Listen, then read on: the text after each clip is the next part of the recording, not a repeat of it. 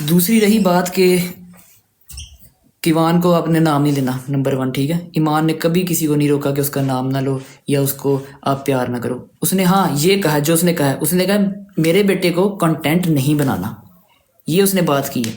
और इतनी हर माँ को इजाज़त होनी चाहिए कि वो चाहे उसका बेटा सोशल मीडिया पे आए, वो चाहे उसका बेटा ना आए। सेकंड थिंग, हमने ये बहुत बार ट्राई किया।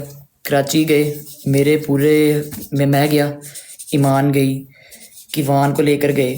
कराची से जब आए, मेरी मामू गए, मामू की फैमिली गई, हम सब गए ईमान को का सामान पैक करके वहाँ छोड़ने गए। हालांकि उन्होंने कहा था कि हम कराची से आके ले जाएंगे, लेकिन वो नहीं आए, लेने नहीं आए। हम उसके बाद दोबारा गए कराची से, जब वो आए ना हम गए, मेरे मामू गए, मेरे कज़न्स गए, मेरी सिस्टर गई, कीवान गया, हम बैग पैक करके गए वहाँ पे उसको छोड़ने के लिए। लेकिन क्यों नहीं वहाँ पे छोड़ कर आए, बताएं ना।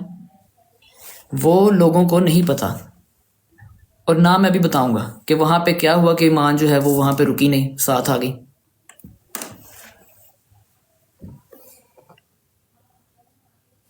नहीं ना पता लोगों को, मैं बताऊंगा भी नहीं।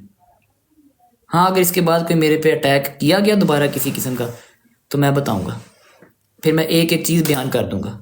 अभी भी मैंने बात नहीं थी करनी, आप मुझे फ़ोन करते, सबके पास मेरा नंबर है, डोगर भाई मेरे साथ ऐड है, हैदर के पास भी मेरा नंबर होगा, सब मेरे साथ ऐड है। मुझे कॉल करते कि ऑन भाई ऐसे ऐसे है, मैं कहता ठीक है। आपने इधर फैमिली मैटर आपने छेड़ा, तो छेड़ा आपने, तो ख़त्म फिर मेरी साइड से अब हुआ। अब मज़ीद इसको यहाँ पे ख़त्म कर दें, ठीक है। आपने दोस्ती का हाथ बढ़ाया। और एक मिनट यार, इंटरनेट में ज़रा देखूँ। बाकी दूसरी बात रही बात ये कि ईमान को सोशल मीडिया पे हेट दिया गया, उसके वॉइस नोट्स लीक करवा के, गलत कॉन्टेक्स्ट में वॉइस नोट लीक किए गए, ठीक है। और जब वॉइस नोट्स लीक किए गए, शुरू से उसको सोशल मीडिया पे हेट देना चाहिए। जब किसी ने पॉडकास्ट में बैठ के कहा था कि वो घर में पानी तक नहीं पिलाती, तब मैं खड़ा हुआ, मैं उसकी प्रोटेक्शन के लिए खड़ा हुआ। जहाँ पे रजब भाई को खड़ा होना चाहिए था कि यार मेरी बीवी को ऐसे डिस्कस ना करो, वहाँ पे मैं ईमान का भाई खड़ा हुआ। किस वजह से खड़ा हुआ? क्योंकि वो मेरे सामने आके रोई कि ऑन ये मेरे साथ गलत हो रहा, मैं ऐसी नहीं हूँ, मेरा गलत इमेज दिया जा रहा है सोशल मीडिया पे। और जब मैंने उसकी खातिर स्टैंड लिया, मैं उसकी प्रोटेक्शन के लिए हाजिर हूँ, ठीक है। मैं हर वक्त उसके लिए हाजिर हूँ। जब मैंने उसकी खातिर स्टैंड लिया, उसकी प्रोटेक्शन की खातिर, उसके सोशल मीडिया पे प्रोटेक्शन की खातिर मैं खड़ा हुआ अकेला। और जब मैं खड़ा हुआ तो आप लोगों ने मेरे पे इल्ज़ाम लगाने शुरू कर दिए कि ये बहन का घर ख़राब कर रहा है ये, जबकि पीछे से आपको कॉन्टेक्स्ट नहीं पता कि पीछे क्या सीन है। और मैं अभी भी खड़ा रहूँगा उसकी खातिर।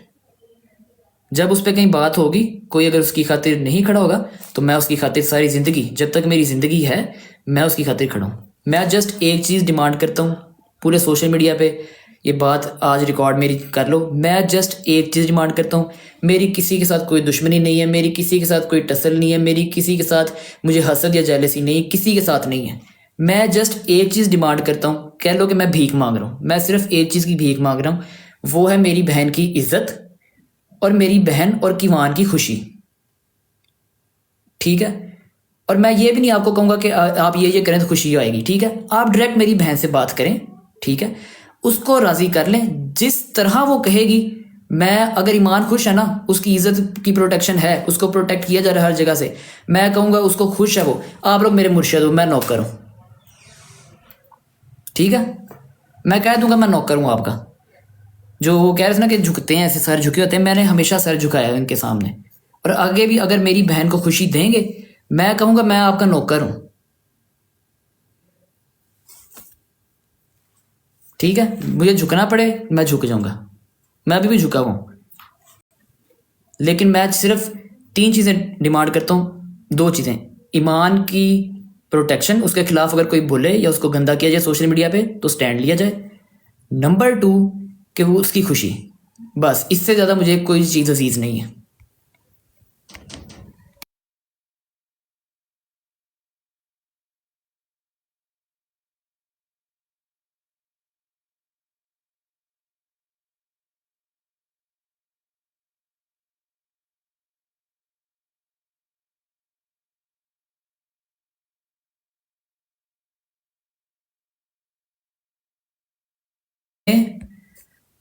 मैंने अपनी बहन को मुश्किल वक्त में देखा है, और कोई भाई जो है ना, मेरी जगह पे रख के ज़रा खुद को देखो।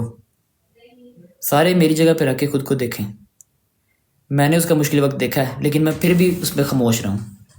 मैंने देखा है उसने कितने स्ट्रेस में रही है, मैंने देखा है कि उसने क्या क्या कुछ बर्दाश्त किया है, किस तरह वो रोई है, किस तरह वो मेरे सामने गिड़गिड़ाई है।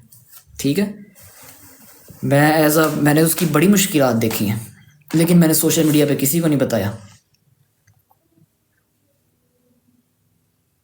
और मैं आगे बताना भी नहीं चाहता जिस जिस मुश्किल से वो गुजरी है, और ना मैं फर्दर आगे बताऊंगा।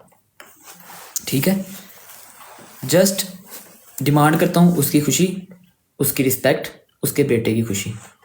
आप लोगों ने कहा है कि हम दोस्ती का हाथ बढ़ाते हैं, मैं रिस्पेक्ट करता हूँ आपकी। ठीक है, आप आएँ, दोस्ती का हाथ आपने बढ़ाया है, मेरी साइड से भी दोस्ती का हाथ है। लेकिन अगर सोशल मीडिया पे आपकी तरफ से बात है तो फिर यहाँ से भी बात आएगी। दोस्ती करें, ठीक है, वेल एंड गुड, मैं भी आपके साथ हूँ, दोनों को आपस में मिलाएं, रिश्ते जोड़ें।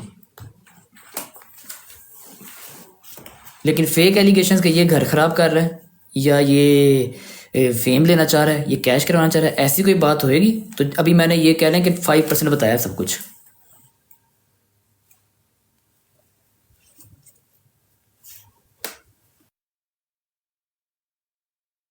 मीडिया पे ये टिकटॉक है, इस पे आप जिसके साथ आप मेरा दिल करेगा मैं उसके साथ बैठूंगा। ठीक है, इस पे जो है आप किसी पे नहीं रोक सकते कि आप इसके साथ ना बैठो या उसके साथ ना बैठो। और बस यही मैंने बात करनी थी। आपने दोस्ती का हाथ बढ़ाया, मैं आपके साथ हूँ, आप आएँ, दोनों को अकेले मिलवाना अकेले मिलवा देते हैं। आपने घर आना है, मोस्ट वेलकम, आपका अपना घर है, आप आएँ, आपकी फुल रिस्पेक्ट की जाएगी। दोनों को अकेले कमरे में बिठा देंगे, आपस में मामला रिजॉल्व कर लें। मैं तो चाहता ही हूँ, मैं तो हर पॉडकास्ट में हर जगह पे मैं तो ये चाह रहा हूँ, मैं चाहता हूँ कि दोनों मिल के रहें। मैं चाहता हूँ कि मैंने फादर के बगैर ज़िंदगी गुजारी, कि वहाँ ऐसी ना गुजारे, मैं तो ये चाह रहा हूँ। लेकिन कल जो आप लोगों ने मेरे पे इल्ज़ाम लगाए हैं उनकी वजह से मैंने ये बात की है। बाकी मैसेज आपने भी अच्छा मैसेज दिया है, और मैं भी आपको मोस्ट वेलकम कहता हूँ, और गारंटी देता हूँ इसके बाद कि इस वक्त के बाद मेरी साइड से कोई बात नहीं होगी, अगर आपकी साइड से बात ना हुई तो। ठीक है, दैट्स इट फ्रॉम मी। और मुझे ज़रा 5-10 मिनट का टाइम दें, फिर उसके बाद हम आके ज़रा अपने मैचेस शुरू करते हैं। ठीक है।